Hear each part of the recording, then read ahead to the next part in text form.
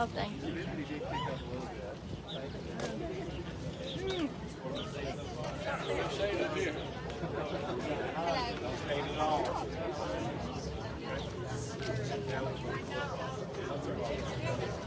Hey. Now put out a man. Somewhere in Massachusetts. Shake it, bro. Don't shake it. Yeah, put a coat on me. All state of mind. I know, but it is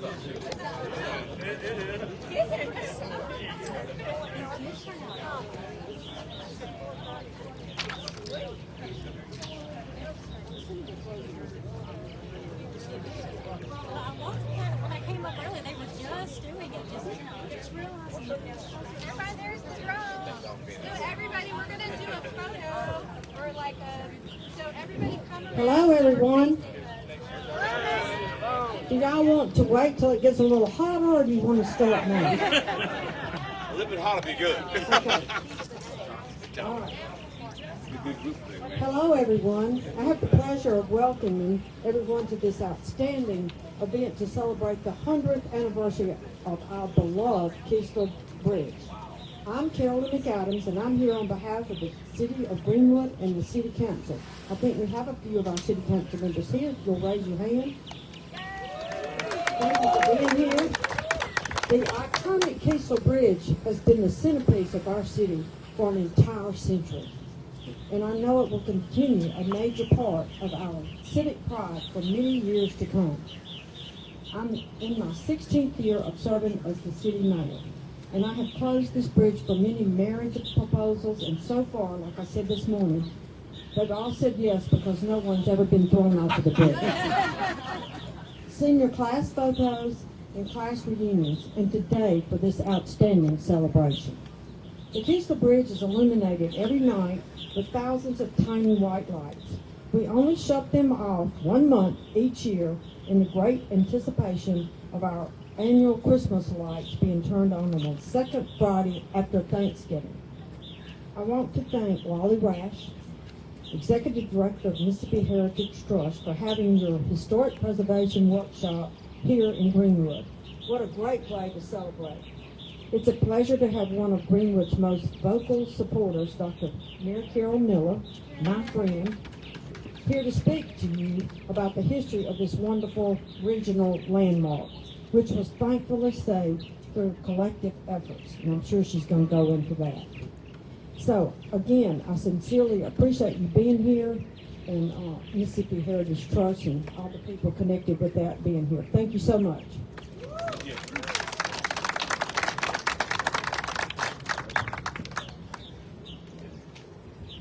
Thank y'all so much for being here.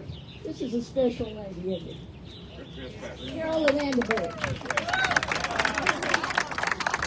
Carolyn was here as a small child 100 years ago and remembers it and frequently talks about it.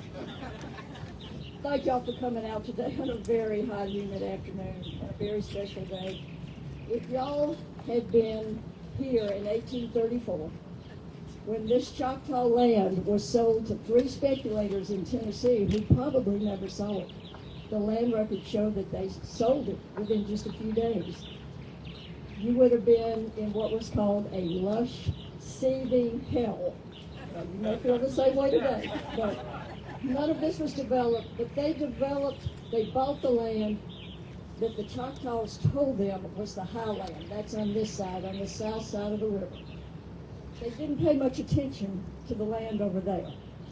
There were no bridges on the Yazoo between Vicksburg and Greenwood, none.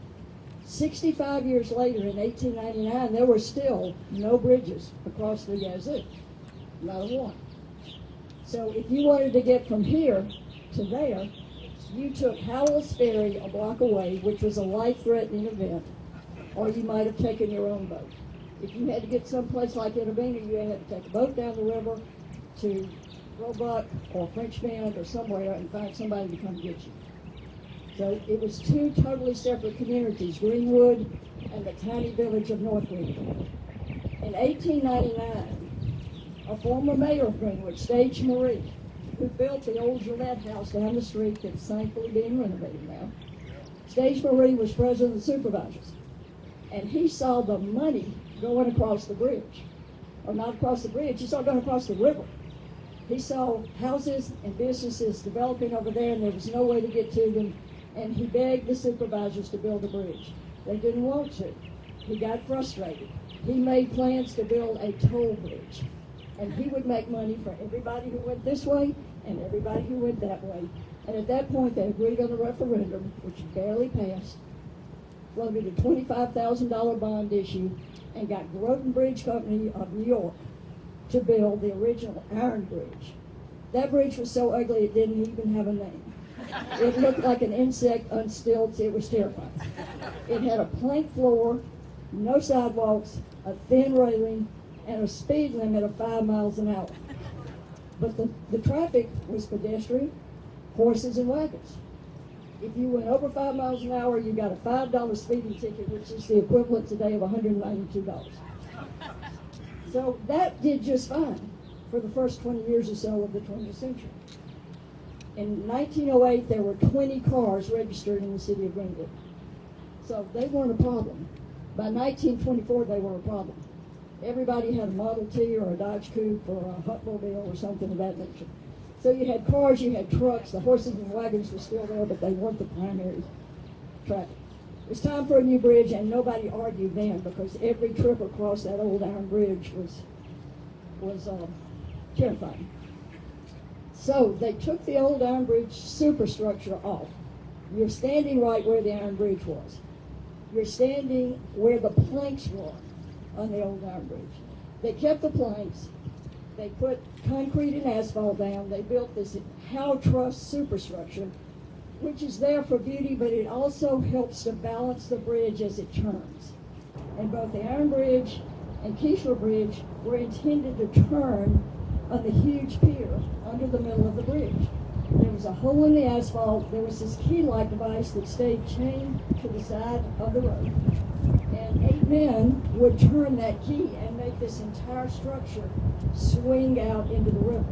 You don't realize how big it is until you get on it. And actually, it was a counterclockwise swing. This would go this way, that would go that way, and the boats would pass, and then it would go back. It was problematic. Nevertheless, for, I believe it was $200,000, maybe $100,000, regardless. In about 200 days, they built the Keesler Bridge. This was Riley Bailey Construction Company out of St. Louis. They built the bridge in less than a year. They covered over those planks. The engineer and the contractor sent their wives across the bridge for the first test drive. I do not know what that means. In a Dodge Coupe, a 1924 Dodge Coupe. I don't know if they were hopeful that the bridge would hold or hopeful that the bridge would not hold, but it did hold. And it has held for 100 years now. Time goes by. The bridge was rarely turned. This bridge was probably not turned more than 10 or 12 times in its 100-year history. Every time the newspaper mentioned that it was prone to getting stuck, that it was a grinding, noisy, tricky kind of a mess. But it only happened when dredges or something came up the river. The steamboats were, of course, long gone. So by 1999, well, I must say, and forgive me for forgetting this, Greenwood put on a party when this bridge was dedicated. There was a huge parade that would rival the band festival. There was a pageant at the brand new high school. There was a baseball game between Ole Miss and Mississippi A&M. I don't have the score, but I can guess. Hotty tot. Thank you. Who had that hotty tot? It was a day of great celebration. By 1999, 100 years after the old iron bridge was built, this was getting really iffy. The concrete was patchy. The sidewalks were falling in. The wooden part of the sidewalks were downright dangerous, and at least one stroller almost went through a hole. And some local leaders thought it would be best to tear it down. They thought they could get the money to just tear it down and start over again We had the new bridge down here. We had the Hinman Bridge by the hospital. We didn't need this. Well, many, many, many people didn't like that in Greenwood, including my mother, who had an epic meltdown. We won't go further than that. May Whittington, who is the Greenwood Main Street director, if you think one person can't make a difference, May Whittington got on her high horse and said, nope, we're going to find a way to save this bridge. She got in touch with the Mississippi Heritage Trust, and they graciously put this bridge on their 10 most endangered list. I think it was your very first list. That gave it statewide awareness, local awareness. The state and the federal government came up with $1 million. The powers that be, that being May Whittington, and preservation-minded people, prevailed. So the bridge in 2002 was closed for about 200 days. That was a major inconvenience in a town of what, probably 20,000 people then. You're down to 2 bridges instead of 3. But what it meant was that this grand old lady was going to stand. So after a year, there was another grand opening. I don't think they had a parade or a baseball game or anything, but the town turned out to thank the people who had saved the bridge, the preservationists and the engineers and the contractors and the politicians and everybody who realizes that this is something extraordinary. Name another town for me in Mississippi with a major river flowing right through the middle of it and a 100-year-old bridge that you can drive across or walk across every day. When you see this bridge and you're from Greenwood, you know you're home.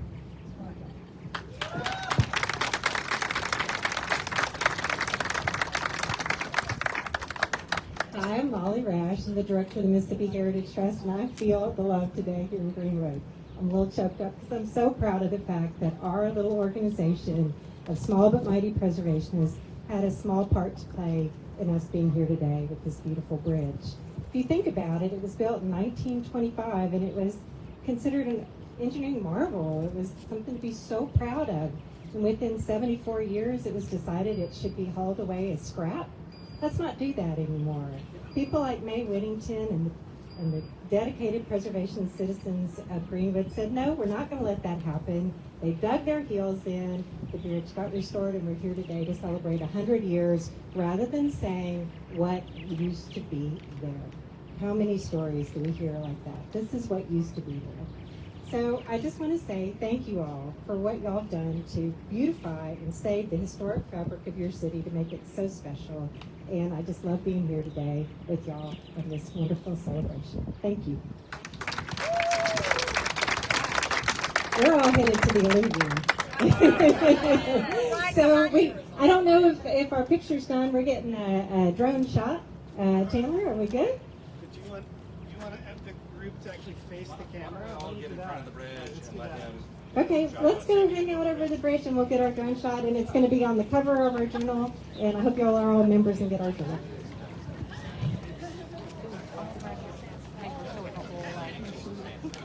Because I need it. Do I need to help you carry something? We're good, thanks. Finish with this one.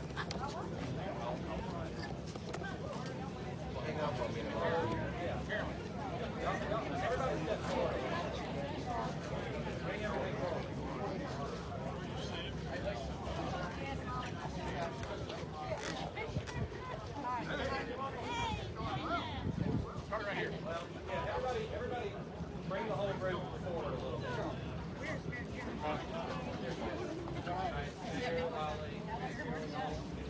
And then, yeah, y'all know the drill. Tall people in the back, short people in the front.